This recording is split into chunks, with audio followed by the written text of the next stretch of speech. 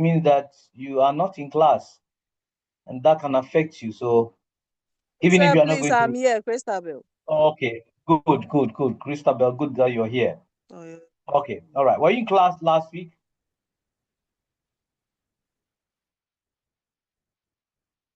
Christabel, were you in class last week? No, sir. My network is not good. Hey, you are going to be online class. Yeah, where I am, my network is very bad. Yes, and if you have accepted to do distance education, then you have to be where you can use the network, because most of the interaction is going to be online. So you have to be where your network will be good. Otherwise, it's going to affect you. Yes, sir. 2 out of 11 people were not in class. Okay, so can we have somebody else who was in class last week? Let's do this quickly so that we can move on to what we have today. Hello, sir. Yes, Stephen. Christabel, can you put your mic off, please? Yes, Stephen, let's hear you. You were in class. You were very active, if my memory serves me right. Yes, I was. Say last week we Okay, made so mention from of the Bloom taxonomy, what did we do last week that you remember? Say last week we did the components of a computer, and then the keys of a computer. I thought we started with the course outline. I thought we were going to start from there, looking at the Bloom's taxonomy. To remember, we went through the course outline. All right, sir. That was the first thing we went through. We went through the course outline, right? Yes, sir. So we did so, sir. Yes, please. Yes, okay. All right, now go ahead.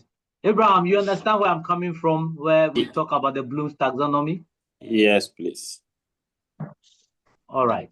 So the first thing to remember that we did was the course outline. We went through the course outline, a 10-week course outline, and we gave ourselves, we accepted the course outline. The class accepted the course outline, remember?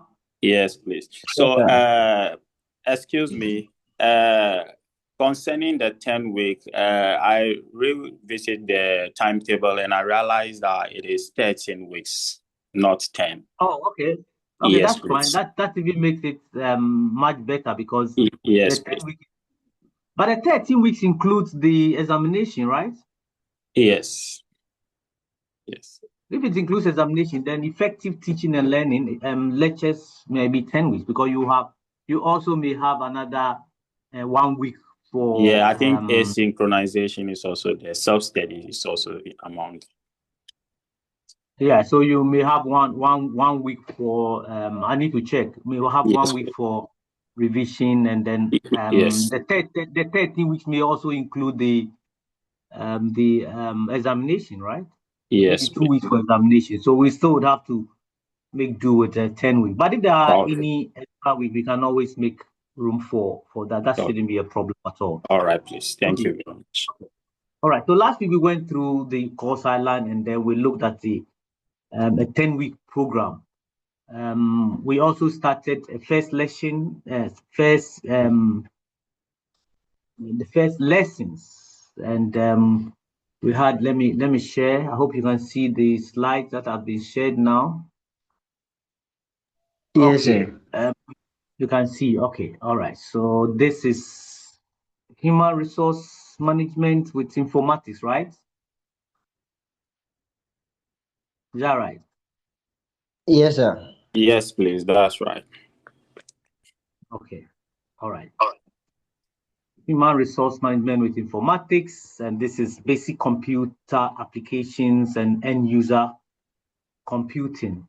So running through last week's brief of last week's lecture, we looked at introduction to computers, and computers they are not alone. Computers come with information technology. There are types and components of computers. So we have computers, and then we have computer systems. We also looked at two main types of it. We have hardware and software. The hardware will come with some peripheral devices. We have computer software also coming with operating system and application systems. But yes, the computer, yes, you can understand all the computers, but the basic things about computer is that data will have to come, information and digital literacy will all have to be part of the computer discussion. We also defined some applications in procurement, and that will be with, so now it's human resource management. Most of the applications are transferable. Whatever you're doing in human resource or procurement, they all come to the same. So there are various applications, computer applications that we need to understand and appreciate in business operations. So at the end of the lecture, in this lecture, we would have to be able to understand the fundamentals of and information technology and their components, and describe the hardware and the peripherals, differentiate between the different categories of software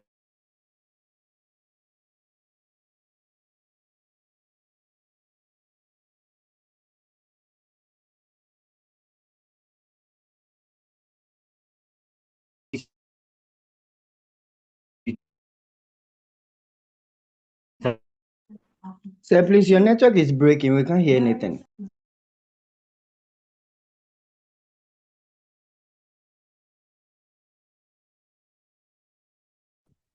Kevin, please, I think you should write it in the chat box so he sees it. Yeah, I'll do so. I'll do so. Okay.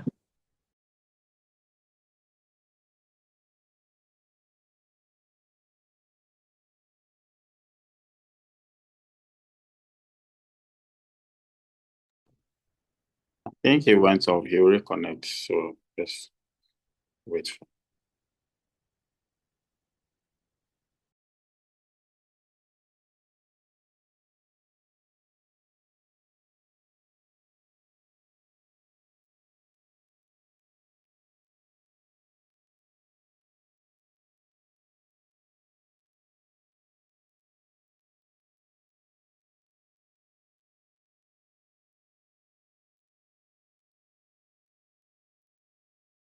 Hello, can you hear me?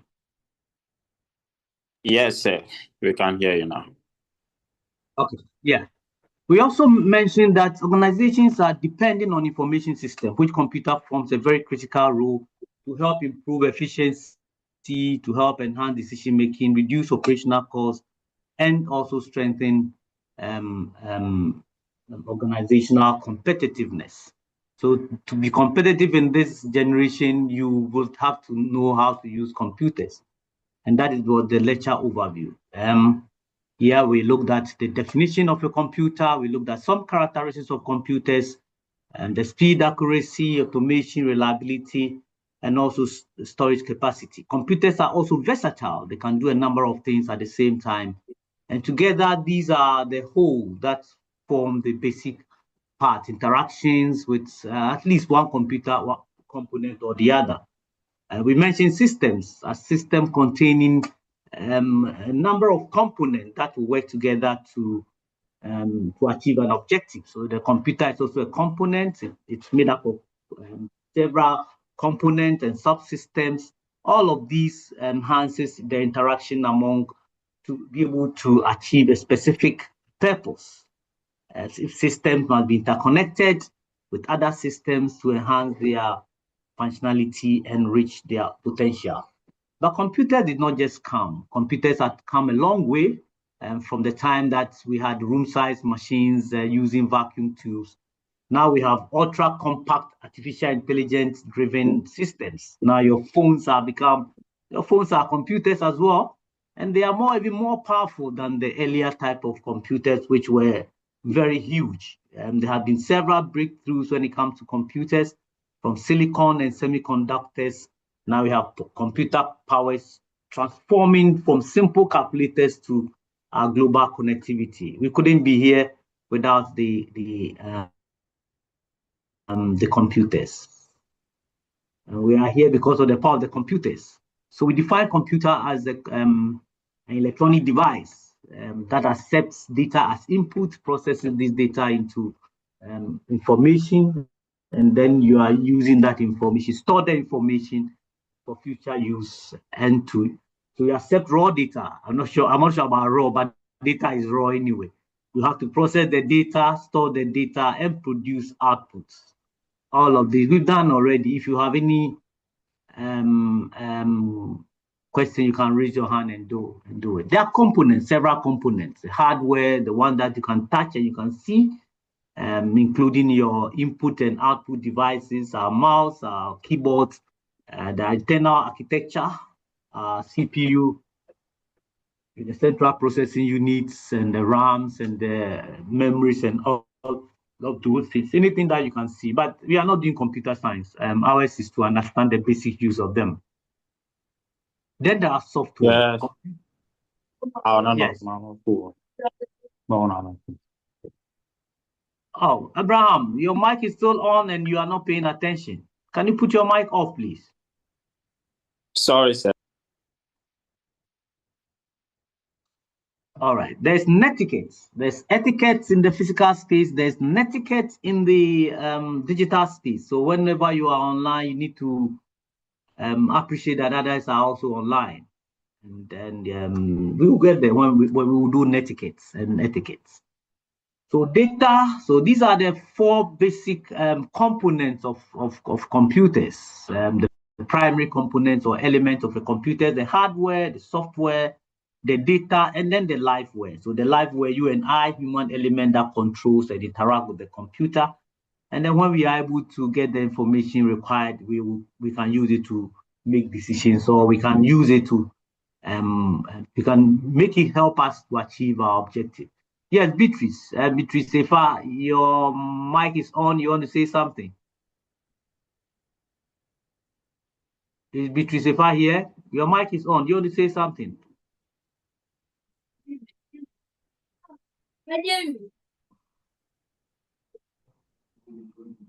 Beatrice Sefa, your mic is on. You want to say something? We're getting the feedback from you.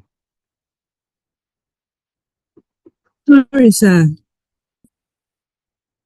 All right, so these are the key components that you must know. Information cycle, processing cycle, the data processing cycle. The computer operates the input-output, the input process output cycle. So to be able to achieve your objective in whatever functionality you want the computer to use, you need an input. You need to go through a process, and then there'll be output. So the input, how your computer receives data from external source, either the user himself typing in. And these days, because of artificial intelligence and all of these issues, you can also pick information from online and use it. So yes, so long as it is coming from outside the computer itself, it's an input. And sometimes when you talk about data, you'll be wondering, data maybe have been raw components of the information that you are imputing it. But data, like I said, data depends on where you are. It's contextual. So what is data to you may be information to somebody else. What you produce as information can become data to somebody else. But then it always would have to go through processing, and the central processing unit, which is sometimes referred to as the brain of the computer, would have to execute and use the software that interaction to manipulate the data. So processing, like adding, is a process, subtracting is a process, calculating is a process, adding two components together, whatever you do to change the raw data. So if the data came in and you have added something to it, you have altered it, that are the process. These are executed by instruction that is stored in the computer. After processing, you can get an output, but that output may not be used temporarily. It may have to be stored. And so the storage device will hold the information and then save it. You can also save it permanently on your drives so that when you need it, you can use it for future use. And then there'll be an output. So information processing or data processing cycle, input, process, output, storage, and then the storage and then the output. These are what you see, either you are printing them or you are displaying them on your screen, whether they are laptops or desktop or your phones.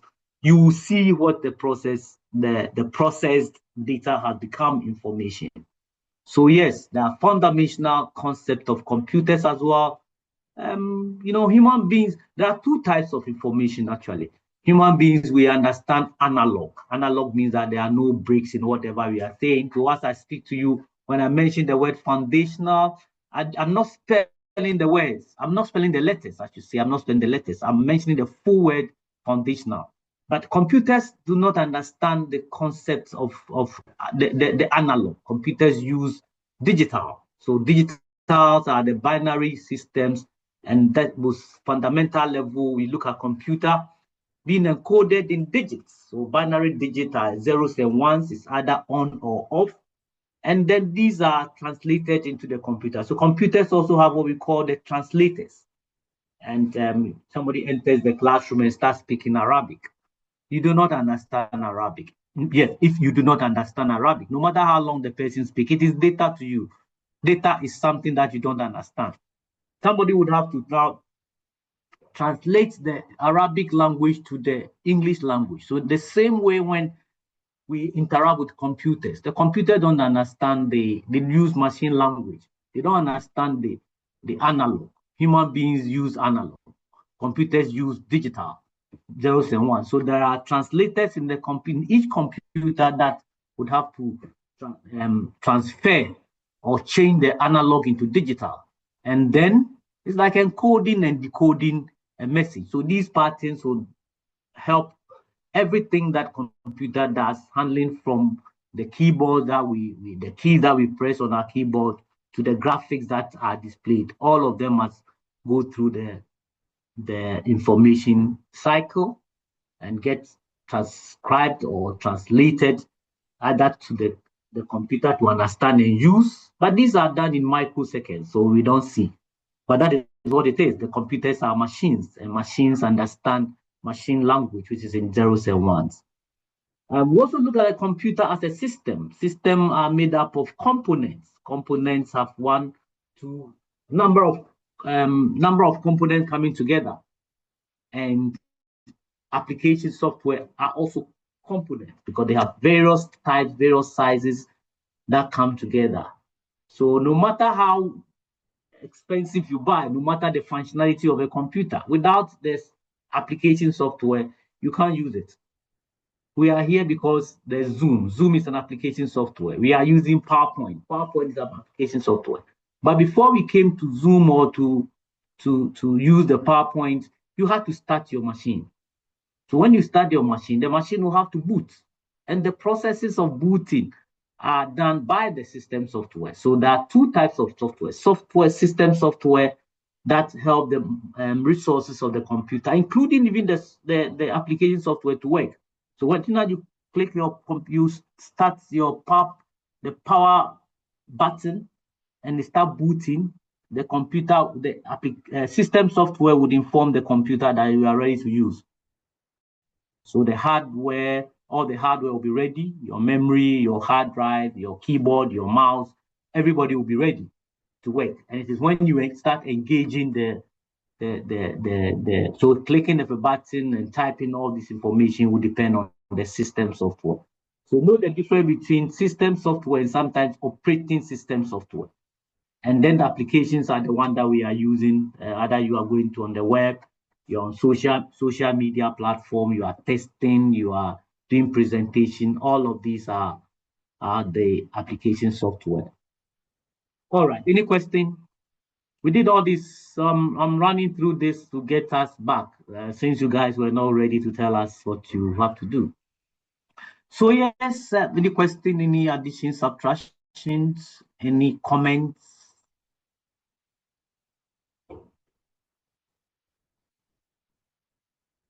Ibrahim, Nimatu, I hope that is the right pronunciation of your name. Is Ibrahim here? Can we go on? Can you come with your full name, please? Finas. Let's have your full name. Okay. Now, once we are on computers, yes, we'll go into details of it, so the computers as we get along.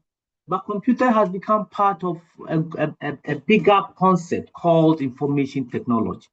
So now the use of computer system, all the software, the network, the databases, and we get into, as we go along, we'll know what the database are. And then the processes that help to distribute information. So to support communication like we are doing now, for data management, for decision making, for business operations, these days, all of these have become very dependent on computers. So we cannot have information technology without the computers. In fact, you can't have software. The software must be seated in the computers. Yes, network and databases, all of these help to make computers achieve the objectives. And there are several importance of information technology in organization. So human resource being part of the agencies within organizations. So all the processes that come, there are several benefits. It increases productivity. So where ordinarily as human resource, you may want to ask people to apply, and then they apply using paper-based writing letters and or maybe typing letters and sending them to you, printed copy. And then you have somebody to sit in there to pick each of the applications, compare the various applications. That's laborious. That's very difficult to do now. Computers are here to make the process very easy. So that's helping us to increase productivity. You may want to train your employee for whatever skills you desire. To continue depending on physical training may take a long time. And better communication. In our time in school, we have to go and either send letters. You have to write a letter, go to the post office and post. And sometimes a week, 2 weeks, you haven't even been able to do it. Now, because of the power of computers, we are here. We are able to have real-time communication. That helps us to improve our decision making. If you wanted to take a decision based on information that you have, that information has come to you very quickly in real time, so you can use it to take decision. It is also helping to reduce cost and gaining competitive advantage. Whatever field you find yourself, if you are not using computers, those who are using computers will be doing something better than you are doing very quickly, and therefore they can gain competitive advantage. All of these are important aspects of it.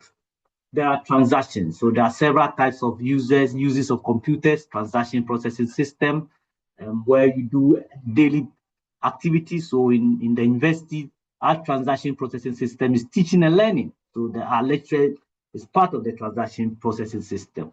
So computers will help us. High volume of routine activity, our daily transactions. If you are in HR, you'll be doing payroll.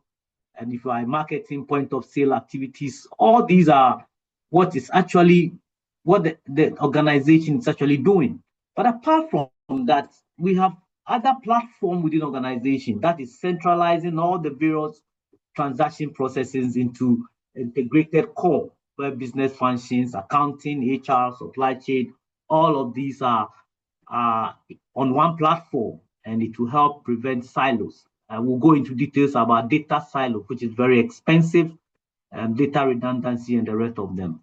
Then there are customer relationship management as well, where as an organization, you have customers. I always say that mango does not eat a mango tree.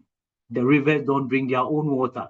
So if an organization, whatever you are producing, whatever product or services that you are providing will have to get to somebody. And that person or those group of people are your customers. You need a relationship management, customer relationship management. And again, computers are design the system that help us to track the interaction, manage sales and pipelines, and personalize marketing effort so that we can manage the people that are here. I think just a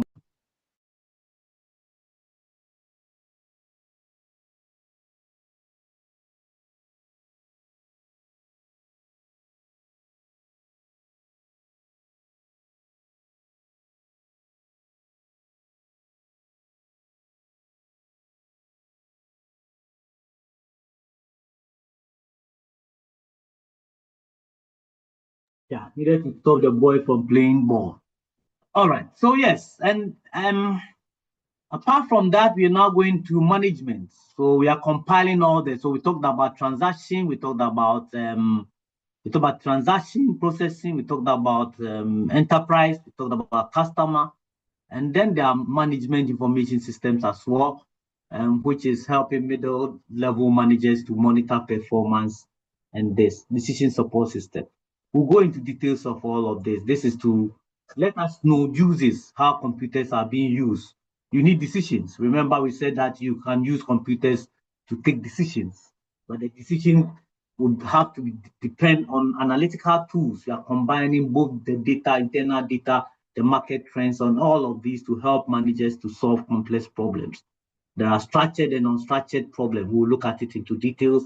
And then at the executive level to high level, where the executives can just look on a dashboard and then take decision, forecast outcomes, and track long-term strategic goals of the organization. So there have been several transformations using computers. These are digital transformations, integrating of digital technologies into all business activity. So when it comes to using computers, if you use computers at one end and the other end, you are not using it, you are not taking advantage of the full spectrum of it. So whether you are in commerce, that you are doing electronic purchasing, digital payments, this day we are all using one form of technology or the other to survive. If you don't do it, you will not achieve your objective. Okay, so this is by way of a brief of what we did the last time we met. Are there any questions? Any addition, subtraction?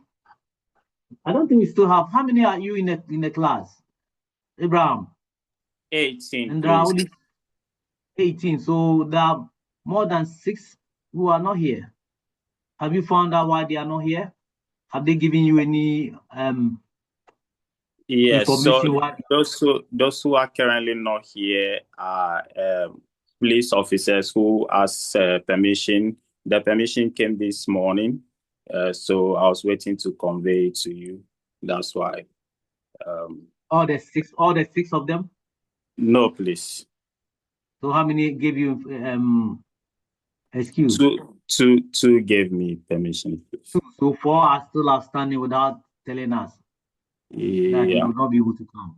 Hello, All sir. right. Yes. Sir, please, I've received one information from one of the colleagues. And then he said the daughter is sick, so they are at the hospital. So you are receiving it in the capacity as what's your name, Stephen? You receive Yes, it sir, in yes. your capacity as Say the assistant class rep. yes, Stephen. You receive that information in your capacity as his friend or maybe classmate. Yeah, say please call me. But you are not going to mark. You are not going to assign what is it? You are not going to assign any marks to the person. Yes, so why sir. don't you relay it? And I told you I do not accept post facto rationalization. You tell me the issue before they start. Yes, sir. Even if I hadn't called, then I assume that they have not Yes. come. So either you tell your class rep to keep data of it, and class rep also tell me, say before we start the class, I have these people who say they cannot come for this reason or that reason. Anyway, Thank any you, sir. questions so far? Thank you, sir. Any question? Okay, so now let's go. I think we've talked about a number of issues, but there are several types of computers. There are types of computers, and computers can be categorized according to its size or processing capabilities. So if you are doing it according to size, you can have supercomputers. Computers started with big, huge computers, room-sized computers. There are mainframe computers, mini computers. What we are using now are more into the microcomputers. So we're focusing more on microcomputers. So when you're categorizing by size, then you have these 4 types of computers. Of course, you can also categorize by the capabilities of that type of computers. So when it's a microcomputer, our website, scientific research, these are extremely high volume, extremely complex calculation for the computers. Now we now have artificial intelligence and defense simulation, all of this. The mainframe were also used for large volumes, but compared to the supercomputers, those who are going to the moon and to Mars are now using the supercomputers. The mainframe computers, the banks, the airlines, the government institution will be using mainframe computers as well. These are huge. At a personal level, we have personal computers, which includes the desktop, the laptops, the tablets, and then the sometimes I'm just wondering what is personal, what is not personal about your phone. So your phones are also personal, and they come with a number of benefits. It is affordable compared to the you can imagine if somebody is doing research on a computer, you go to NASA and they are doing research. You can imagine the cost of that particular supercomputers. And if you are working in the bank and the universities and high volume data use organization and institutions using mainframe, you couldn't have it at the personal level. But when computers became desktop, now you can have a desktop on your either home or in your office. Now we have laptops and tablets and smartphones. And these are very affordable comparatively. It's still high for some people. And then it is flexible to use compared to the supercomputers. And then it is flexible. With a little knowledge, you can use it. And you can use it mobility-wise. We are all here with our laptops and our phones. I'm sure most of you are already using your phones for this lecture. And there are mobile computing as well. So mobile computing, smartphones, tablets, wearable devices, our watches, and even our spectacles, our lenses are now computer-based. If you remember the Russian guy who came to Ghana at the earlier part of the year or the last year, and did all he did, recording them and posting them on social media with our ladies. So you see wearables, watches, and some people even their buttons are all computerized. Our doors have become computerized. Okay, so the basic concept of computers, we've explained the input, process, outputs, the input unit, the processing unit, the storage unit, and then the output unit. All these components must work together. That help to transform data into information. Because it's not a computer science class, we may not want to go through so much into details. But the most important thing is that looking at a computer, an electronic device. But when you talk about computer system, then we are looking at all the things that come together to work together to transform data into information. So the cycle is here. I think we've explained this already. Input process cycle, and then storage as well. And then we can have the hardware. So their computers have two major components. It's either a hardware component or a software component. Now let's look at the hardware components. The hardware components are the ones that you can see and you can touch. We mentioned this earlier. The physical components of the computer, your keyboard, your monitor, your CPU, your printers. What are the other components of a computer that is not listed here?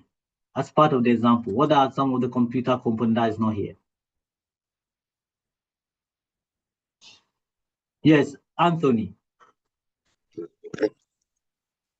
Sir, please, mouse. Yeah. What type of computer component is not here? Hardware component is not part of this example. We have the keyboard, we have the monitor, we have the CPU, we have your printer. This is not an exhaustive list of the hardware components. What other components are not here? We have the system units. And the CPU, okay, the system units include the CPU, okay, and what again?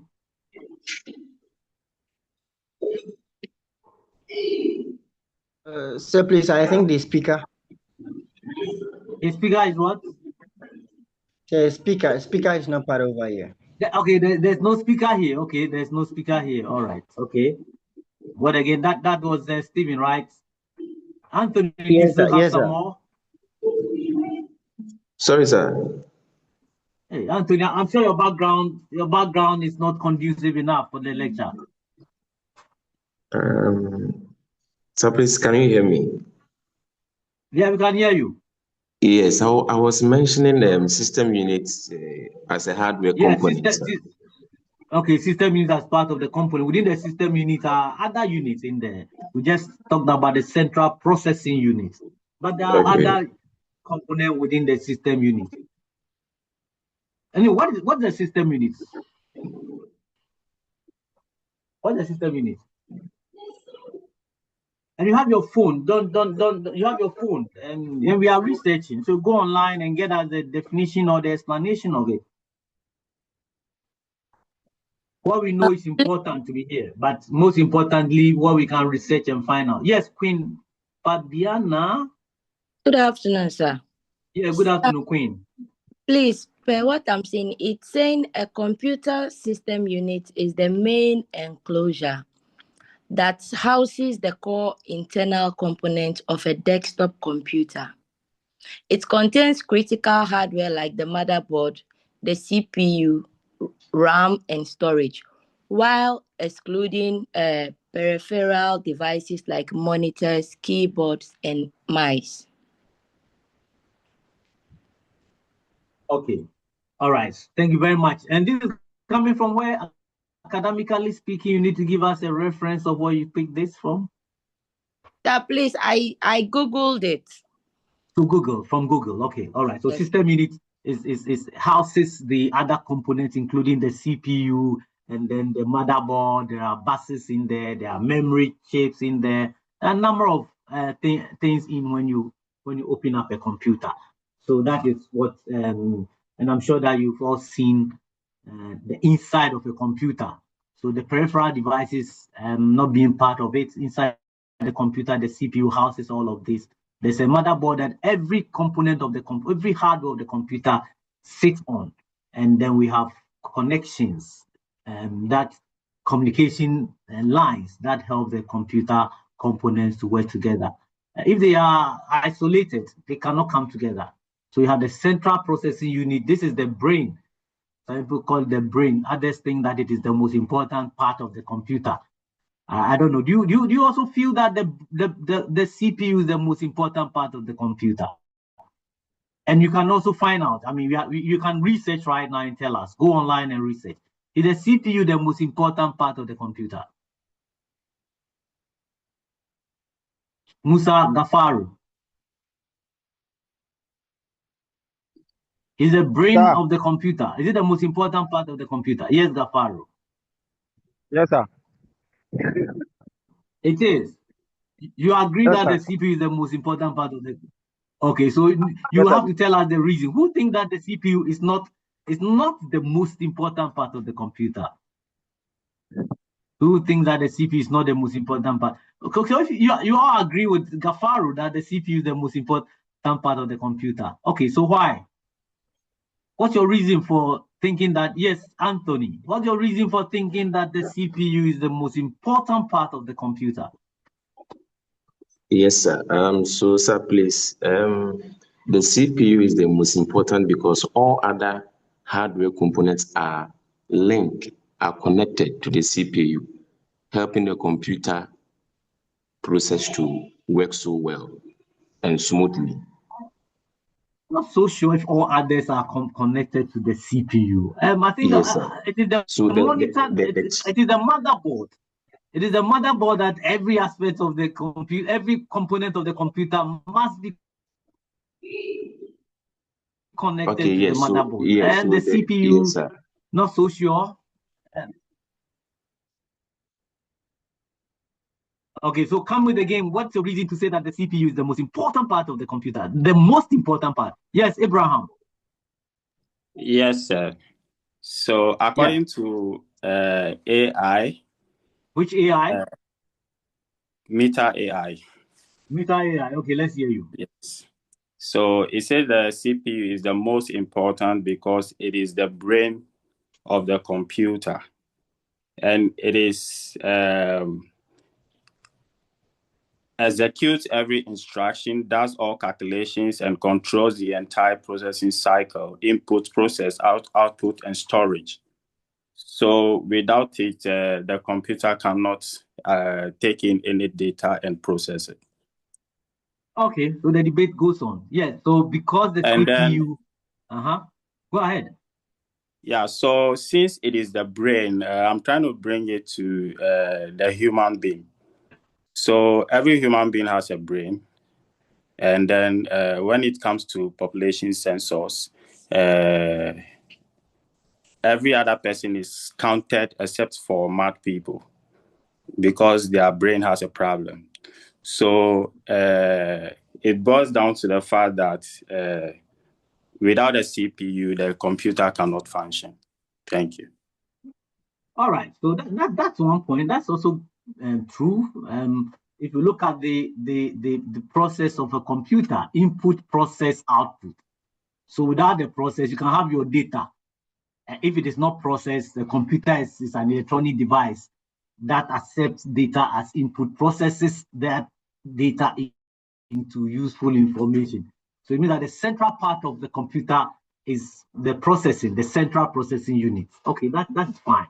So it has functions of executing instructions. So to even give instruction to the computer is the CPU that you are giving the instruction to execute and to perform calculations, to control all the operations very, very nicely.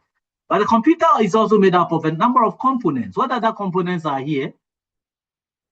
We have the memory and we have the storage devices. What other components? You need power because we said computers are an electronic device. Electronic devices are devices that uses external source of energy to be able to function. All right, so human beings, we don't need external source of energy. Of course, we take food, but nobody plugs us into to get direct energy. We get energy from the sun, and then through food we can have our energy to grow. But computers will need extra external, either from a battery source or from electrical source. So if there are no external source, if there are no power, can the computer function? Agreeing that the most important part of the computer, the CPU, is where the processing takes place. But the processes, to even be able to input the data for processing to take place, you need an external source. Would you say that the power source is the most important part of the computer? Can you say that it is the most important part? Can the CPU work without power? Sadia.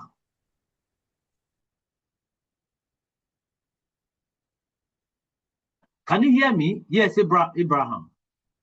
You guys, you are making Abraham take all the fans. So what's happening? The rest of you, what's happening? I'm Piofori.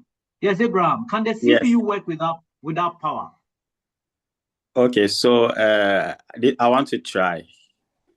Oh no, tell us. Can the CPU work without power? Yes, please. Based on the type of computer. It can work without power. Based on the type of computer. If it is, let's say a laptop like this, when it is charged. Any type of computer. Without power, can it work? No, please. Any type of computer. No, please. So would you say that the power source that is giving the power to the computer is the most important part of the computer? The debate continues. It is important, but not the most important. Without power, you can't work. Without power, you cannot work. So if you cannot work, how could you be? How could you let power goes off right now? You have the computer system now. That's the power off right now. And if you have no charge,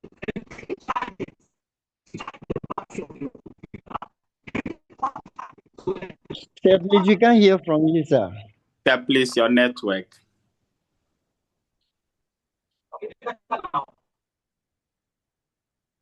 Not can you really. Hear me? Yes, it's okay Yes, now. yes. You can hear me. Okay, all right. I'm saying that, yes, the brain is important. But you keep your brain and let the mouth not eat the food. See how long your brain can survive. So if you have power, your brain is very important. Now you are saying that you are not going to count people who are mad. Maybe in this country, we are not counting people who are mentally derailed, but we need to count them, even if we think that, and put them there, and then say that, okay, this is the person that is here, but because of his mental incapacity, we are unable to count them. We have to count everybody. If we are not doing it, there's a problem. During election, we may not want to do, because the law says that you have to give someone.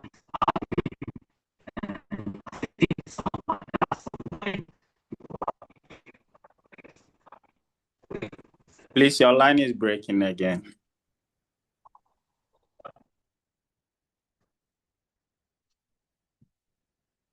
Let me check my internet. I hope it's okay now. Is it better? Yes, it's okay now. Yes. All right. Yeah, the argument goes on, and that is what we are doing in academia. We are not taking things on the face value of it. We need to analyze it, analytical thinking. Yes, when you say the most important, it means that without it, nothing else can work. And of course, yeah, without the CPU, the computer cannot work. But so is the keyboard. You need to accept the data. How do you accept the data? You are a CPU, you are sitting there waiting for data to come in for you to process. So if a component doesn't give you the data, how do you process it? All right. Then after processing, you need to use it. You need to store it. So after processing, if you don't store it, what happens? If you go to the farm and you do all your agriculture and you bring the produce out and you leave them at the farm, how long is it to stay? Right? So you need some. So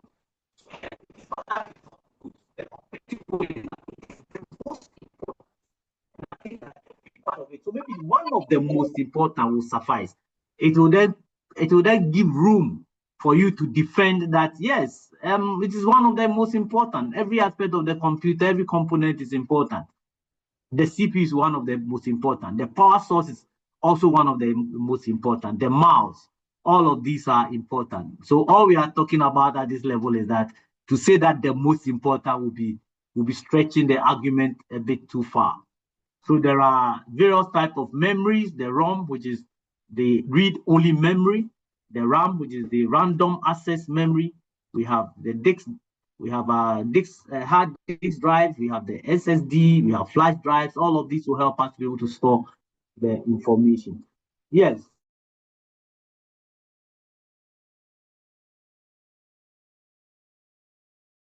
Well, our mouse, our keyboard, and there are output devices. The monitor, printers, and projector, these are output devices. After the processing has been done, it has to be given out, and our monitors are helping us to receive that information.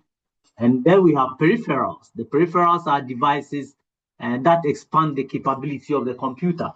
So you can have your scanner, your barcode, your printer, all of them attached to the computer. So they may not come with the computer. They are peripheral. They are add-ons of the computer functionality. And then we have our applications, hardware applications for special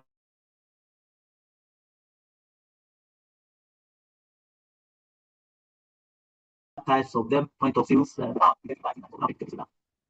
So these are Sir, please, we are suffering to hear from you, sir. You are still not hearing from me? Yeah, please, your network is breaking. The network is breaking.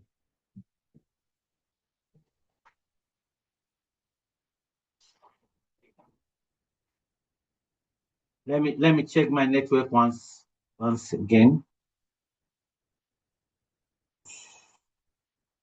That is fine from here too. Yeah, it's okay now. It's okay now. Yes. Okay, no, sir. All right. So is it all right? Okay. So we looked at the computers. We looked at the hardware, the one that you can see and touch, various types and examples of hardware. The other component of the computer is the software, computer software. So these are the programs. These are the instructions, instructional programs that actually direct the computer what it should do. So when it comes to the software, you can't see software. Well, maybe you can see software, you cannot touch software, unlike the computer hardware that you can see and touch. And the software have two types also. We have, so the software are the programs, the instructions that direct the computer what to do. And there are two types of software. We have the system software and then the application software. Like I explained before, the system software manages the computer resources. So the operating system, the devices, the utility, it's even the one that manages the application software as well. Without the system software, the application software cannot do anything. So there are several types of example. The operating system software. This is what the computer actually used to have the various components of the computer to work together. And there are device drivers. There are several devices of the computer. So if you attach a printer, for example, to your computer, or a scanner to your computer, even a mouse to your computer, the keyboard to your computer, all of these will need devices. These devices are in there. And then there are utility programs as well. Computer, like you have a utility player, right? Like yesterday, we couldn't score. We couldn't score no matter how we tried. So you have, for example, antivirus or something that every part of the computer will need to use. These are utility software. So when it comes to application software, we have the examples, the Word, the Excel, the ERP system, that is enterprise resource planning system, procurement, human resource management systems. All these are applications. So application software are the one that we use the specific to achieve a specific objective. So as users of the computer, what we actually engage in for Excel. And so would Zoom become an application software or a system software? Is Zoom an application software or system software? And if you don't know, you can go online and get it. We need to engage. Abraham, your mic is still on. Yes. Who has not said anything? Josephine Agbe. Your mic, can you tell us? Yes, so she mentioned that she will be connected but will not be able to. But she's typing on the page, like the Zoom page, so she can. We have. Is she online? She can. Yeah, she's online. She can answer on the page, please. What is happening? Are all these acceptable? You come to class and you cannot talk. Okay, so Agbe said it is the most important. Check your tenses.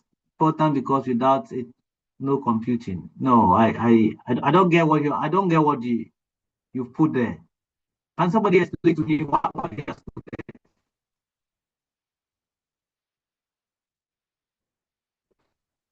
there? Yes, please. Sir, please. Okay. Yeah, there are a lot of excuses. Or I don't know whether the school accept these excuses. You come online and you can't talk. You can't come online, and you don't tell me until I have asked. Abraham, you are the class rep. You are telling me Yes. that China is the same as that. Why do I have to wait to tell me? So that is post facto rationalization. Before we start the class, and we need to know what is pending. We need to understand. And Yes, if you go on like this, you didn't participate in the class, and therefore you cannot gain that 10% that is given to those come to class and participate. Okay, please. All right. So what was the question? You asked if Zoom is an application software or Is Zoom an application or an operating system software? Yeah. We are using Zoom, right? Is it an application software or operating system software? Sir. Yes, sir.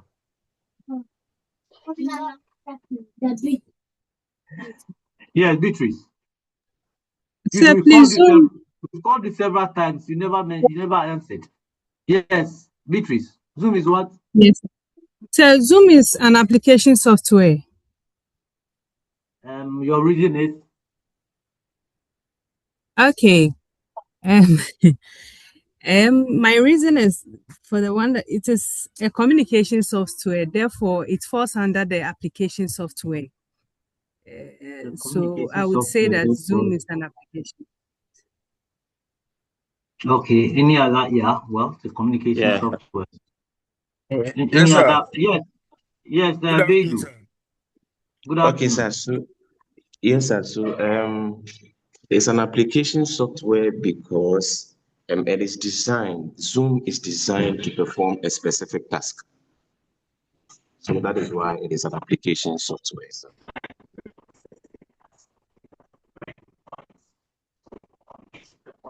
And then because it is performing a specific task. Okay. Yes, sir. Yes, sir. Yeah. Any other reason?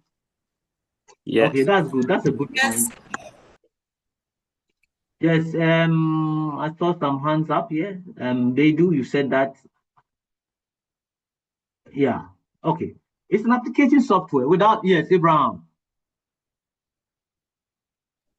Yes, Abraham. according to Meta AI. Yes.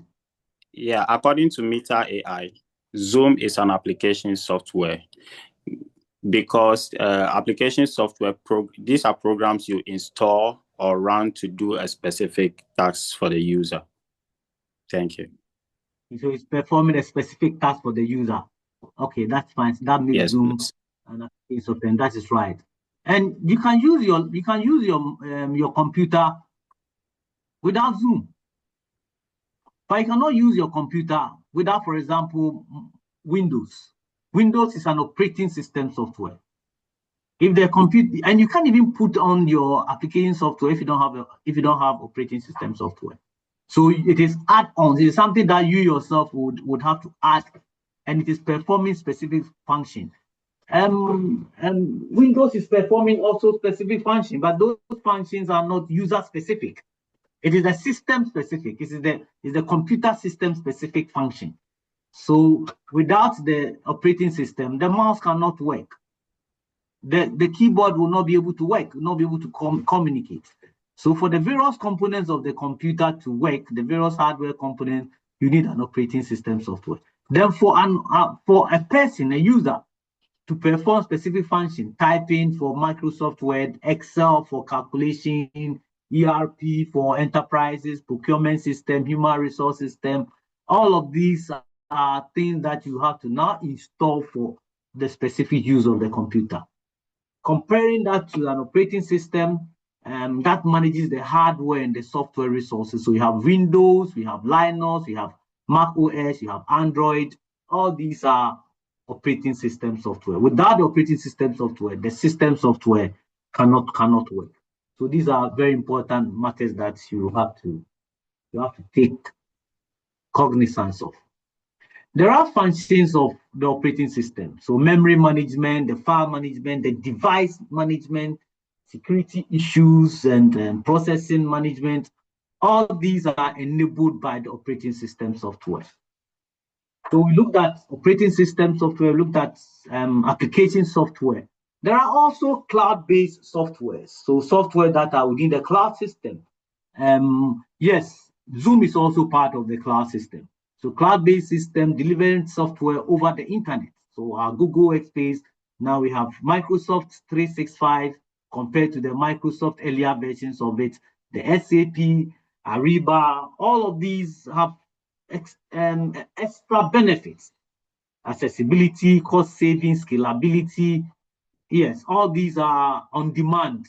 So we have cloud-based services as well. And then, of course, we looked at the enterprise resource planning services, where various services within the organization can be put together to ensure that the organizations achieve its aim.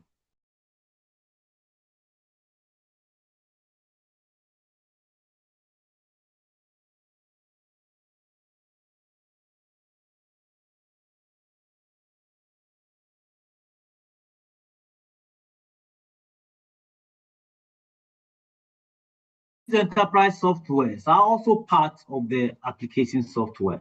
So you now have different types of it, the Oracle ERP, the SAP, and the Microsoft Dynamics. Okay. So data, we have explained data, we have explained information, and then there's something called digital literacy. Any question before we want to what so now we're talking about computers accepting data, processing data, using information. We need to go into details and to get these things. Yeah, any question, any addition, subtraction, comments? I told you if you come to my class and you don't talk, then you didn't come. You just came to watch. And this is not a theater, film theater, so you need to be part of it. Yes, Philmon, Opokuyao. Is Opokuyao online? Yes, sir, I'm online, sir. Any question? Not yet, sir, not yet. Very good. So now give us a brief of what we have been discussing. What have we been talking about? If you don't have a question, now you understand all the things we've discussed. So can you give us a brief of what we discussed so far? Yes, sir. We talk about Zoom. You asked whether Zoom is an application software or system software, and why is it application software? And my colleagues give various explanations. Do you agree with the explanation? Do you agree with the explanation? Yes. So, for example, which of the explanation readily come to mind? Yes, sir. When they said the Zoom help us to perform a specific, is designed to perform a specific task, that makes it application software. And without the Zoom, the computer can work, as you said it earlier on. But without the system software, the computer cannot work. So you are right. So this yes, informed me that you were paying attention. And I was wondering whether you were in class or you just put your phone somewhere. All right, thank you very much. You are very what? I'm very active, sir. Then let's hear you. Let's hear more from you. Okay, thank you very much. Abraham, I thought I saw your hand up. Yes, please.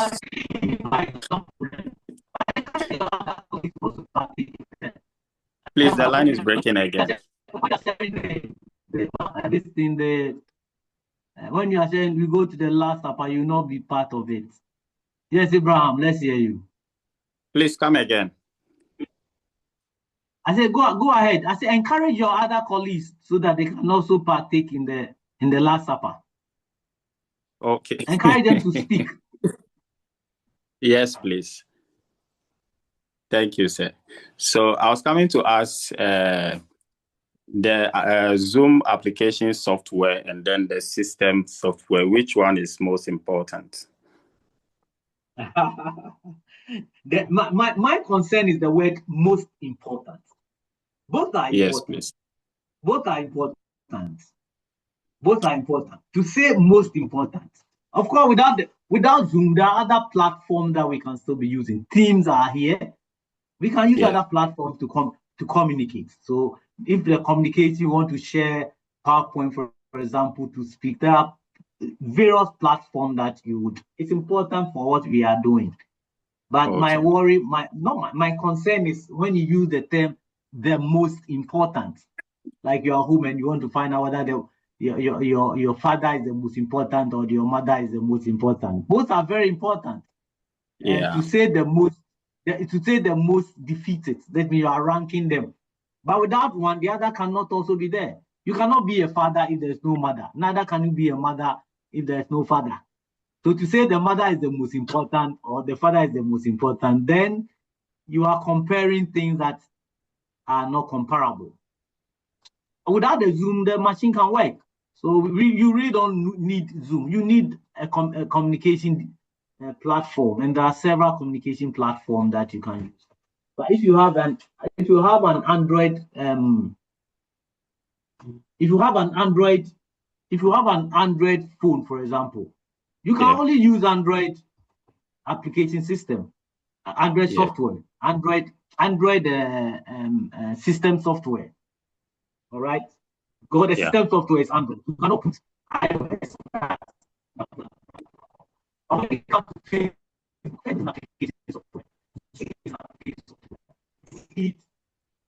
Irrespective of the type of operating system software you have, you can also install these application software onto it. All right. Okay. Yes, please.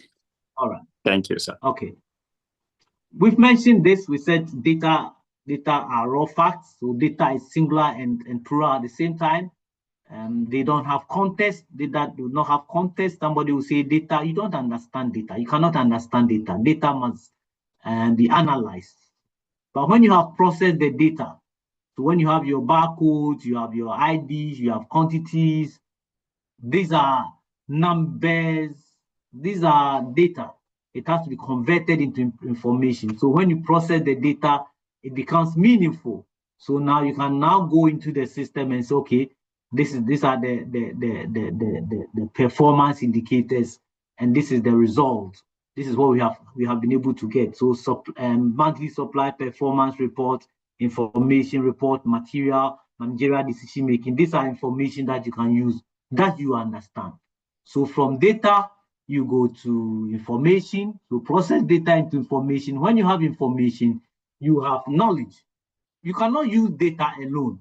You can't move from data to knowledge. You can't.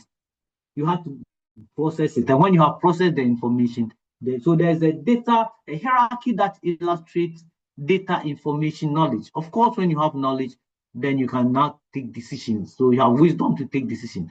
So every organization intends to convert its data into strategic insights. And there are several sources of data for data in organization. So at a transaction level, so I need a number of people who are here today. So that is data. How many people are here? From here, we have 14 of us on the platform. So today, 14. Next week, how many are coming? The other week, how many? At the end of the day, you can now process it and say, okay, for this lecture, about maybe 80% of students attend the meeting. What has been the effect of it? When they finish, this is the number of people that had A, this is the number of people that had B, so the C. So you can put them into graphs and into histogram and the other thing to make now decision. Okay, if this is the number for HR in informatics, what has been the strategy? It can inform management to take decision. Okay, when the lecturer was teaching, this is the number of people who were able to have passed. This is the number of people who failed. These are the number of people who didn't even attend lectures at all. Then you probe further. Why didn't they attend the lectures? What was their problem? And then you can now find reasons, or you can adduce strategies to ameliorate whatever challenges that they are going through. You see, so now you have data, you have you have transferred, or you have processed the data into information. You now have knowledge. So when you have knowledge, these are insights that can give you wisdom to take decision. Okay, so next time, are we going to do online classes? Are we going to change the lecturer? Are we going to change how we are doing the discussion? What is the reason? Why are people not attending the classes? Is it because they do not have time? So, okay, if they don't have time, we need to make them make statements when they are coming. Are you sure the type of job you are doing, you can spare a Sunday? Maybe he's a pastor, he's at church, he hasn't closed. So, or he doesn't want to miss church. So, or at the time you are doing the lectures, he's in church. Like somebody is telling me he cannot talk, he's in church. So he will type. All right, he'll be typing, because if he starts speaking, we'll hear him here at church or at the funeral or something else. Knowledge and wisdom, insight, strategic insight into how these data can be converted. And there are several examples that we can. This is the example I'm giving because we can all relate to it because of where we find ourselves. All right. So now one important aspect about computer and end user computing is about digital literacy. What is digital literacy? What is digital literacy and why is it so important? What is digital literacy?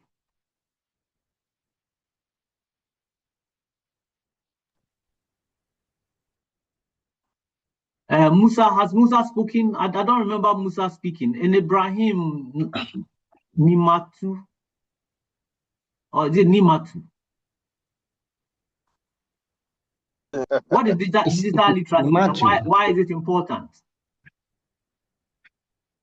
Okay, Steve, your mic is on. We are only 14 here, please. Yes. I mean, you should have a chance to say something. You cannot be in my class for 2 hours without speaking. Yes, Stephen. So please, when you say digital literacy, meaning being able to use computers and phones, or being able to use the internet for a particular purpose or a task. Your ability to use the internet for a particular purpose or task. Okay. Internet, all right. Any computers, other? Beatrice. Come again? Beatrice. Yes. Yes. So, digital literacy is the ability to confidently and critically use digital technologies to find, evaluate, and create communication information. Okay, very good. Digital literacy is the ability to use computers for communication, ability to use technology effectively, safely, responsibly, and to help you to be able to, yes, Abraham, to evaluate, create, Yes, and communicate. Okay, so that's more than just knowing how to use a computer or smartphone. So a digitally literate person would have more than just ability to use it. Yes, Abraham. Okay, I was trying to give a definition. Yeah, do it. Okay, so according to your slide, it says digital literacy refers to the ability to use digital technologies effectively and then responsibly. Thank you. Okay. Yeah. Effectively and responsibly.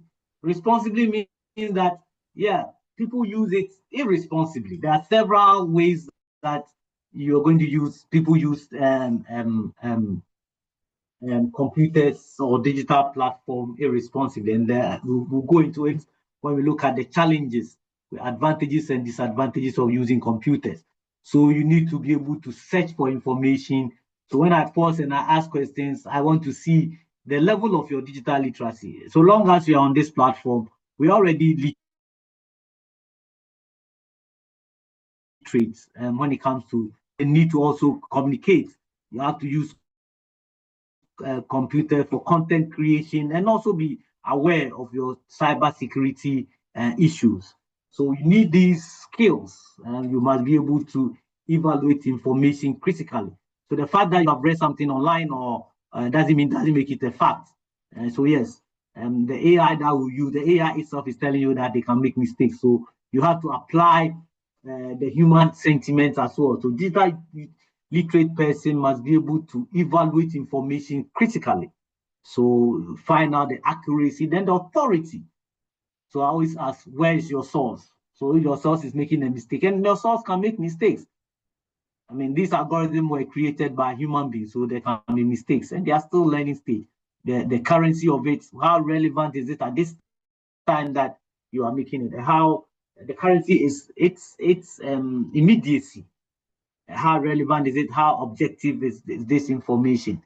So if you are digitally literate, you need to also be aware of cybersecurity awareness. There are several organizations that are suffering from cybersecurity threats, and not just organizations. Individuals are also suffering because there are threats such as phishing threats, malware, ransomware, identity theft.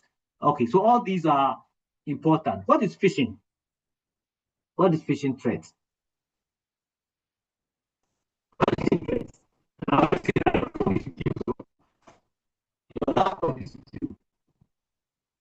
So we need to know what is phishing threats.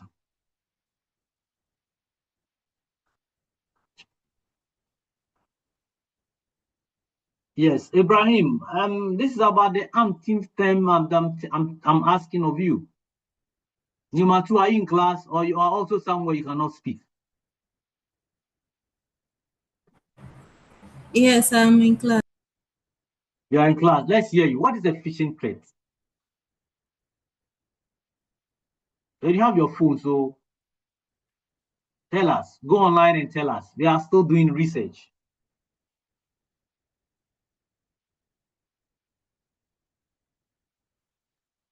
What have you found? While somebody's going on with the ransomware and malware and identity theft, everybody must have a chance to say something. Sir, please, the question again. Hey, you are not paying attention. What's a phishing threat? Hello, yes, sir. Yes. Yes, sir. Please, this is Opoku, sir. This who? Opoku. Okay, Opoku, let's hear you. Phishing is a cybercrime where attackers trick people into revealing personal or sensitive information through fake messages or websites. Okay, that's good. That's good. Yes. Which recently some of us have been receiving fake messages from these attackers claiming they are MTN, they are our bank. Yes, exactly. To be able to trick us to get information about our passwords and other things. Yes. So to this is be clear sure, example of the phishing. Yeah. Phishing, yes. Thank you very much. Yes, so you need to be aware. To be a digitally literate person, you need to be aware of some of these things. So anytime you hear or you read something, somebody has sent you an information, the first thing is called the zero trust. Don't trust any information you receive. Wherever, no matter wherever it's coming from, you need to do other things. So phishing, a type of cyber attacks. So criminals who impersonate people that you trust. Organizations like MTN is sending you an information, your bank is sending you an information. They'll trick you into revealing information. Click on this and click on that. As soon as somebody asks you to click on something, be careful. Be careful. Then you are digitally literate. So your banks would send information. They have a certain way of doing it. So the most common types of phishing is the email. You receive fake emails that appear to come from legitimate organizations. You can also be receiving SMS, WhatsApp messages, from letters that is requesting you. That's why you ask you to provide personal information. You need to be very careful. You have voice phishing as well. These days, you have phone calls from scammers who will be pretending to represent your banks or government agencies or some people. And then, of course, there are social media phishing as well, where fake profiles and messages designed to deceive you. So when you receive an email claiming to come from your bank, be careful. You need to protect yourself. How would you protect yourself against phishing threats? How can you protect yourself against phishing threats? Are there people here who have been spoken also? Number two, you still did not respond. Opoku, Queen, Sadia. Sir, please, should I use the word, or should I say, by ignoring certain links we are not sure of, or certain messages? These are things you can do. And I said Yes. use your phone to also come up with the things we know is good. It's good that we know them. But we are here not because of the things we know. We are here because of the things that we do not know. Or we know that we want to upgrade it. Yes, Opoku, how would you protect yourself against yourself from phishing threats? Yes, sir. By using strong passwords. You can That will use make strong it passwords. Make it difficult for people to come in. All right, that's good. Yes, Yes, sir. Ibrahim, now finally. Sir, do not share personal information. You don't share personal And do information. not click unknown links. You do not click Yes, on known and do websites. not click unknown links. Don't click on no links. Okay, very good. Unexpected downloads. Don't do it. Don't check websites that are before you log in credentials. So use strong and unique password. Keep your devices from suspicious software, and also report suspicious messages to relevant organizations. So if you do this, you are able to, thank you very much. And then malware, what's a malware? What are malwares? What are malwares?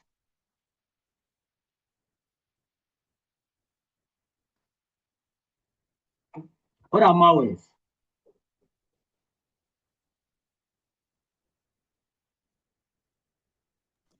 Yes, Steven. Per Google is saying malware is any program designed to disrupt, damage, or gain unauthorized access to a computer system. Cyber criminals use it to steal sensitive personal or financial information, data, or extort victims. Okay, all right. So these are any software that has been intentionally designed to harm, to harm your system, to disrupt or to damage, or to gain unauthorized access to a computer system. So there are several types of malware. Viruses are malware.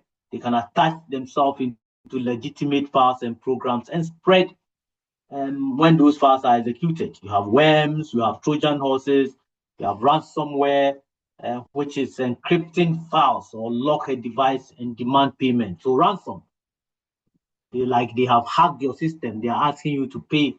And then there are spywares. They'll be monitoring you. And now these days, a lot of spywares are available. They'll be secretly monitoring you, all the activities you are doing, your emails, your text messages, or your financial information.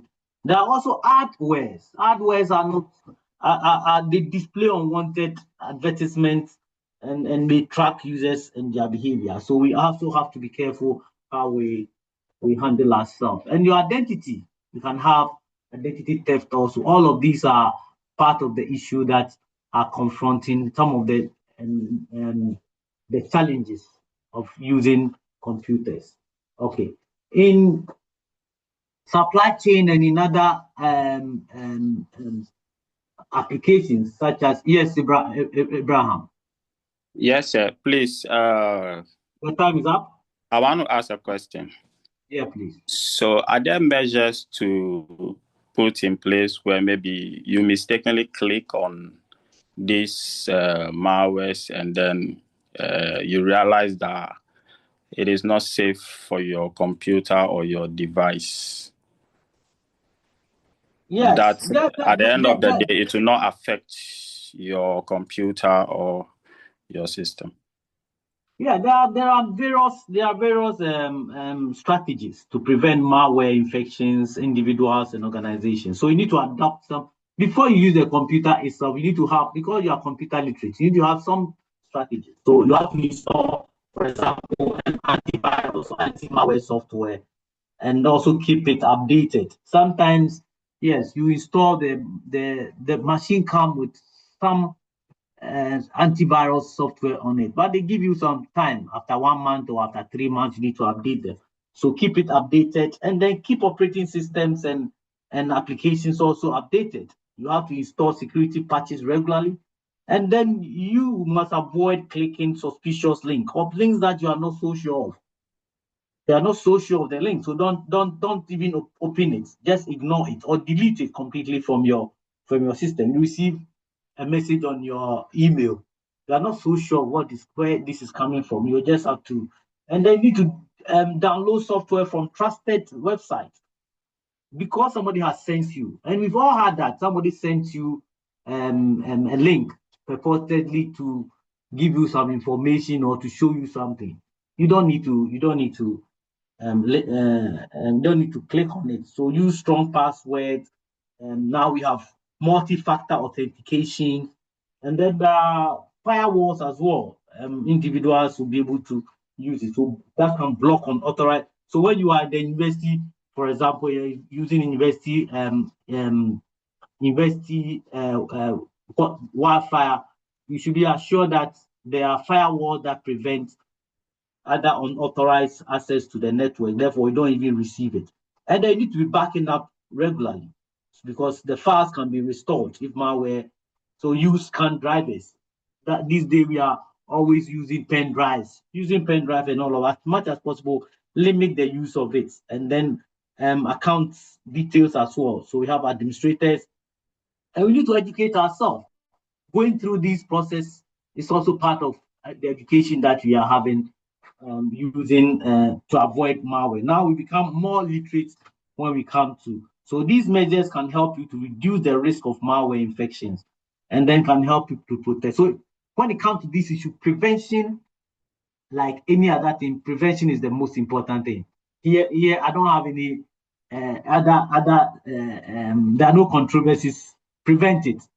Prevent it means that until you click on anything, make sure that it is providing you with the best or the most secured platform that you are using. Thank you, sir.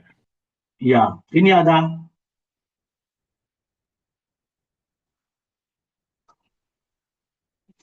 Okay.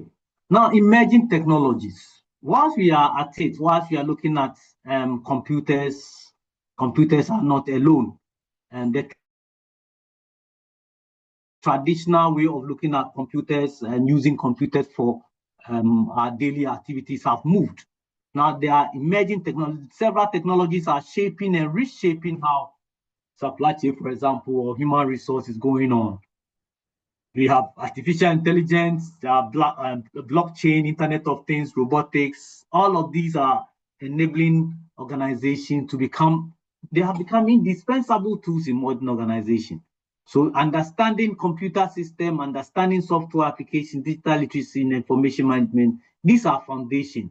Their effective participation have become very important in the business today. So all professionals helping to increase relying on digital tools, improving efficiency, transparency, collaboration, and decision making. So to have no literacy, or to even to have literacy in computers is not enough. We need to develop strong digital competencies. These have become very essential for business professionals these days and for virtually everybody. So yeah, these are the issues. We need to look at computers and how they have become indispensable tools. There's a need to understand the computer system. Computer systems are made up of the people themselves. So we have a computer. But when it comes to a computer system, then the human being comes in. Computer system, the hardware, the software, the data, the information, the procedures, all of these come together. There are two types of software. Softwares are the instructions, the instructional material that organizations use. Software, and also the system software. System software are the software that come with computer. So the manufacturers will put the system software, they install the system software before you buy it. So if you buy a phone and it is an Android phone, it is an Android phone. It is designed to use, because the computer parts, the component, the keyboard, the other things are dependent on the system software. Then you yourself will now put in the application software. So whether you want your computer system to use Microsoft Office or use other type of Office platform, Microsoft Office is one of the application software. There are several other, and there are open source software, there are proprietary software. Open source software are the ones that are free, so you don't really buy. You don't pay. But for Microsoft and others, they are proprietary. They are closed source. It means that you need to pay before you use it. So application software and the system software, Zoom has been argued to be a system software because it helps us to be able to perform specific function. And there are PowerPoints, there are your Gmail, your various social media platform. All of these platforms that you actually install on your machine, they are the application software. And it's helping us to be able to achieve specific function. So for PowerPoint, for presentation, specific function by the users for presentation. Then apart from knowing about the various components, the hardware component and the software component, there's also the need to have digital literacy. We said digital literacy is the responsible use of technology, information technology. And so not just understanding, but using it responsibly and making sure that you are not exposed to unnecessary cyber threats. We've looked at the type of cyber threats such as the phishing, the malware, the ransomware, and the rest of them. Information also must be managed. So information management, very critical, important, so that we can all effectively participate in the business environment.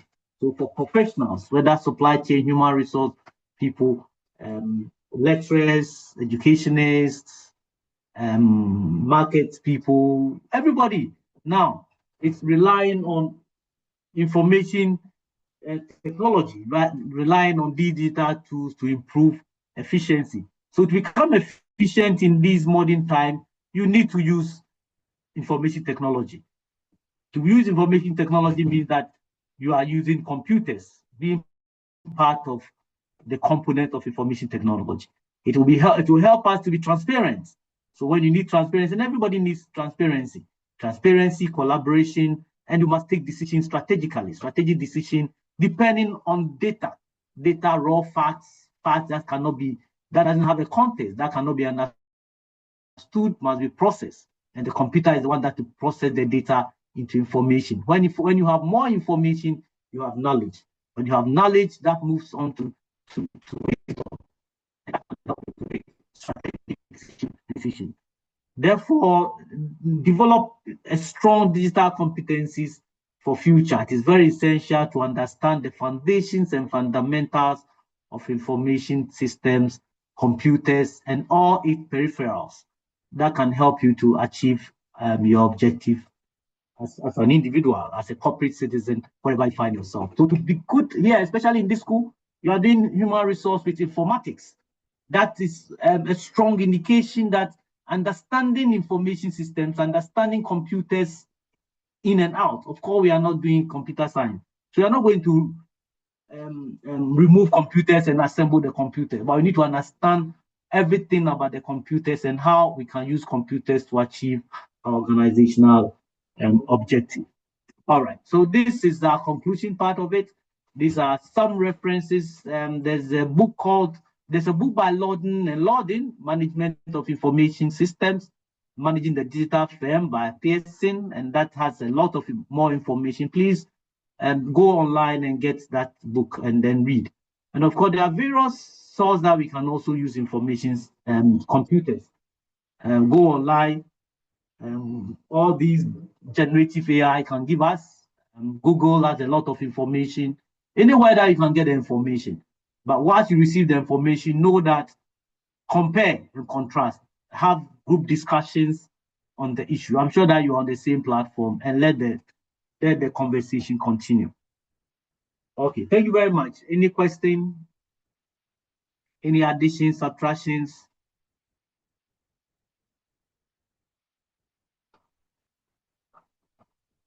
I'll send this to you. I'll put it on the LMS so that I can have access to them. If there are any material that I think you need to look at it, I'll put that there as well. Okay. So can we recap? Yes, Abraham, give us a recap of what we've been doing so far. Oh, okay. I wanted to ask a question before, but yeah, please. Yes. Yeah. So I think you spoke about blockchain. Can you give us a brief on it? And if possible, I was trying to get a meaning, and then AI spoke about a bit of it and also talk about cryptocurrency. So I don't know if you can give us more clarification on it. Thank you. Yes, we can. Why not? Yeah, we'll look at cryptocurrency and the rest of them as we go along. But now this is a foundational sort of it. So yes, blockchain is part of the emerging technology, and its impact. The definition is that it's a centralized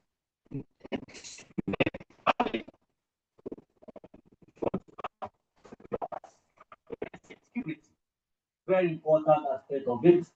So our organization need to have their records secured. So transactions across multiple computers, you know that we are all linked. We look at network even as we go along. So we are all linked. Hitherto computers were linked by cables, but now because of wireless technology, we are linked but virtually. So And therefore, every computer can, so long as you go online, your computer is linked to millions of other computers. So multiple computers are relying on centralized authority. Participants are also within a network. We are copying and making it highly transparent and secure. This is what blockchain is coming up with. So it's an emerging technology. Its main characteristics is that it is decentralized. So no single organization can control the entire system. But it also ensures transparency, where authorized participants only can view transactions records. So if you are in human resource, there are certain information, even though we work in the same organization, this information is for just the human resource. I cannot know everything. Nobody can know what the information that I have provided. It's only some information for the human resource, like salaries. And even as students, nobody has access to your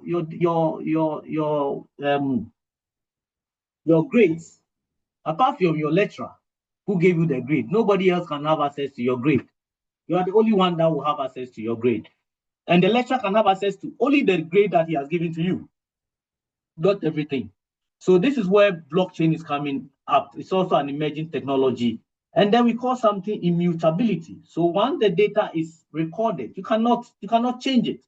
It's extremely difficult to delete that data and also to alter the data. So if you had A and it's in the system, nobody can enter the system. You cannot even enter the system and say yours is to C. You can't enter the system to say that maybe enter and alter it to B or B plus. So it is extremely difficult. Then when it comes to security, we have cryptography also that is protecting the transaction, ensuring that the transaction integrity is maintained. Because something atomicity, we'll come into the acid test. The first part of the acid test is atomicity. Atomicity is the tendency that when a transaction starts, it has to be completed. So, for example, if you start, if you come to level 100, you need to go through this for 4 years. You need to pass all your results, your exams. If you don't pass, you cannot graduate. So you may have done 99% of the work, but you have to satisfy all requirements.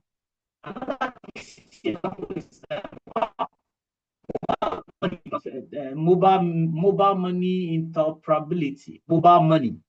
If you start the process of sending mobile money to somebody, unless you complete the transaction, it will assume that nothing has happened. So it is all or nothing. That is what these are giving us. And so you are protected when you are using the blockchain. There are consensus also where participants would have to agree on the validity of the transaction before they are even added to the blockchain. So blockchain is a very important part of emerging technology. If you want to know how it works, transaction will have to be initiated. There must be agreement on how it will be used. It has to be verified by the network. Various participants who are or all have to be on, and transaction will have to be verified and grouped into blocks. So this new block is what is making it blockchain. So blockchain, small group into transactions are grouped and verified before they are used. There are various technologies. So updated blockchain sharing on the platform. Yeah, you mentioned cryptography. So cryptography or cryptocurrency, Bitcoin, supply chain management, digital identity management, healthcare records. All these are important. Smart contracts, banking and financial services, voting. Ghana, we have still not been able to do online voting. All of these make blockchain very important. There are several advantages when we use a blockchain. It helps enhance security. That's the point. The first point is that you want to be in an environment where you are secured. It's like we all live in houses, but there are houses that are within communities, gated communities. So apart from the house being walled or the house, your gate and everything, you are also in a gated community where you have enhanced security. It ensures transparency, and that will also help reduce fraud. So fraudsters and these cyber criminals makes it very difficult to enter into the blockchain environment. We'll go into details on this. If you want to trace the activities, blockchain would help you.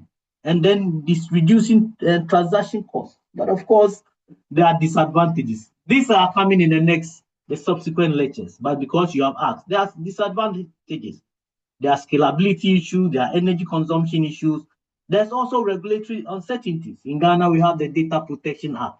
So whether you are using blockchain, are you sure that the type of blockchain you are using is, and the transactions are irreversible. As soon as you start the transaction, you cannot reverse it. Sometimes it happens, you send money to somebody and you realize that this is not where I sent the money. You want to reverse it. That is difficult. You need to call MTN. So Bitcoin and all of that. People are making money, but I haven't tried the cryptocurrency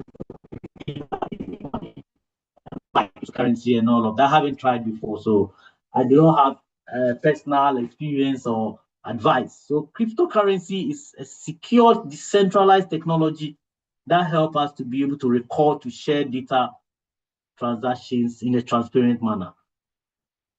We'll get into it. There are more of the what do you call it? The emerging technologies. In our subsequent lecture, we'll go into emerging technologies, artificial intelligence, and all that. We'll go into more details about that. But the point is that blockchain is a decentralized. So rather than having it on your system, in your organization, you have joined a community where there are rules and regulations that you have accepted that these are part of what you want to be part of. It needs more than just using it, but it's good. I don't have a personal experience, but from literature, from theory, there are various advantages of it.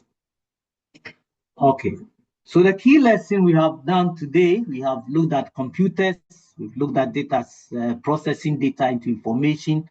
There are hardware and software, and these must work together. Digital literacy, a very important aspect in modern organization. Information technology, a key part of the computers, would also help enhance decision making, procurement, human resource, marketing. All of these are depending on digital systems, and there are emerging technology that is continuously helping to transform business operations. So this brings us to the end of today's lecture. The lecture and the slide is in two parts, lecture 1 and lecture 2. So I'll share the slide with you after put it on the LMS after the lectures, and then we can have access to them. All right. Thank you. Any addition, subtraction, any comments? Okay, sir. Sir, a question, sir. Yes, what's the question? So the threats that our computer systems sometimes encounter, example, the malware, the phishing, and what have you. Can we have an application to prevent them from coming, or we just have to take precaution to avoid being victims? Oh, but I thought we've discussed this. There are several ways to prevent. No problem. No problem. There are several ways to prevent your computers from being attacked. There are several ways. Computers will come with antivirus. There are potential dangers. Malware, how do you prevent it? They'll come with antivirus. They'll come with firewalls. Firewalls are the one that will prevent unauthorized access to information when it comes to the network. So if you have a particular network, you can be able to prevent sensitive data from entering into that network. So those of us within that, using that network would also be protected. It's just like I mentioned in our physical space where you have a gated community. So though there are police to prevent you, you have walled your house with a barbed wire, you have gates, you have locked. There are several layers of preventing attacks. So yes, the answer is yes, you can prevent it. And you also become digitally literate. Digitally literate means that you are not supposed to, if you are going home and you see somebody driving behind you, any turn you take, the person is following you, what would you do? I'm sure you have to go to a place where there are maybe a filling station or something, just park and see the reaction of the person or call for support. So there are various ways for you to prevent your computer from being attacked. But all depends on the knowledge that you have. All right, the knowledge that you have, being digitally literate, help you. Okay, sir. Thank you. To achieve it. So install and regularly update. Sometimes we have the antivirus, but are we going to update it? And keep your operating systems also. Use strong password. We've done this. There are multi-factor authentication, meaning that even after putting in your password and going into your system, the system does not trust you. So the system now gives you a password. So go to your email and check, and then come and put the password here. So if you go to your email, then we are sure the same email that you use it. So there are multi-factor authentication. You need to also back up and also avoid opening suspicious emails and attachments. If you are not sure of it, don't use it. And also the software that you are, especially application software, make sure that it is trusted. And then you have to be aware of it, using physical devices and USB port and all of them. Those things are all. So these are personal activities that you have to use to ensure that you are protected. There's no 100% protection, but if you are aware of security challenges, a policeman is more aware of how to be secure than a civilian because of the training that they have gone through. So much the same way, we cannot avoid being online, but being online means that you have to be online securely. And this will come with etiquette and all that. We'll go into more details for that as well. All right. Thank you. Any Okay, sir. Thank you. Any other additions, subtractions?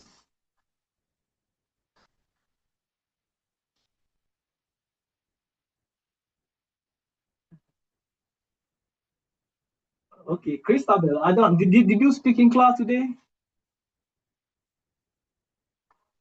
Is Christabel here? Some people have already left. Christabel, Josephine, Anthony. Okay, Anthony ahead of you. This is being recorded. If you come and you don't speak, it means that you don't need the 10%. The 10% of being here, you won't get it. All right. Okay, so in the absence of any discussion, I don't want a crash program. Last week we had a crash where your lecturer was in whilst I was still here. So no crash program Yes, today. we work on it, please. All right, thank you very much. So in the absence of any discussion, contributions, questions, can you move for the closure of the class? All right, please. Thank you, sir, for your time. We really appreciate as the course rep. My name is Abraham Ajiboye, and then I bring this lecture. I propose for the closure. You don't have authority lecture to bring it. I don't have. So we all don't have. So I propose for the closure and get somebody to second your motion for the closure of the class. Yes, please. I propose for the closure of this lecture, and then seconded by Stephen Jakwa. Who is seconding? Say Who is Stephen seconding Jakwa. the motion? Stephen Jakwa. Okay, Stephen. Okay, all right. So Abraham, our course rep, proposes Stephen Jakwa has seconded the motion. Thank you so much for coming. Let's meet again next week. Bye for now. Stay blessed. Thank you, sir. Thank you, sir. Thank you, sir.